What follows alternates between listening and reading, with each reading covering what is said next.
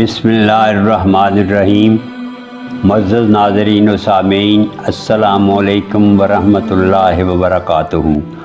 میں ہوں منیر حسن، آپ کا میزبان، آپ کی خدمت میں ایک نئے موضوع کے ساتھ، جس کا عنوان ہے آب زمزم کے بارے میں ایمان افروز معلومات۔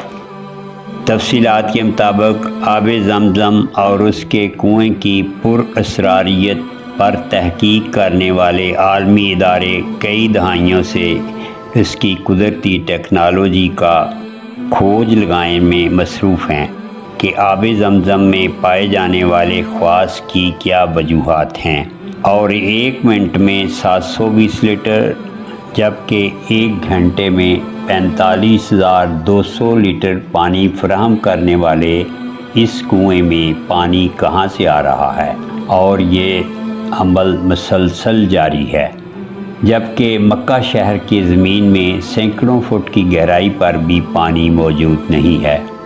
جاپانی تحقیقاتی ادارے ہیڈو انسٹیٹیوٹ نے اپنی رپورٹ میں کہا ہے کہ آب زمزم کا ایک قطرہ عام پانی میں شامل ہو جائے تو اس کے خواص بھی وہی ہو جاتے ہیں جو آب زمزم کے ہیں، جبکہ آب زمزم کے ایک قطرے کا بلور دنیا کے کسی بھی خطے کے پانی میں پائے جانے والے بلور سے مشابہت نہیں رکھتا۔ ایک اور انکشاف یہ بھی سامنے آیا ہے کہ ری سائیکلنگ سے بھی زمزم کے خواص میں تبدیلی نہیں لائی جا سکی۔ آب زمزم میں معدنیات کے تناسب کا ملی گرام فی لیٹر جائزہ لینے سے پتہ چلتا ہے کہ اس میں سوڈیم 133 درجے، کیلشیم 96 درجے، پوٹاشیم 43.3 درجے، بائی کاربوریٹ 195.4 درجے، کلورائٹ 163.3 درجے، فلورائٹ 0.72 درجے، نائٹریٹ 124.8 درجے اور سلفیٹ 124 گرام فی لیٹر پایا جاتا ہے۔ آب زمزم کے کنویں کی کل گہرائی 99 فٹ ہے، جبکہ اس کے چشموں سے کنویں کی تہہ تک کا فاصلہ 17 میٹر ہے۔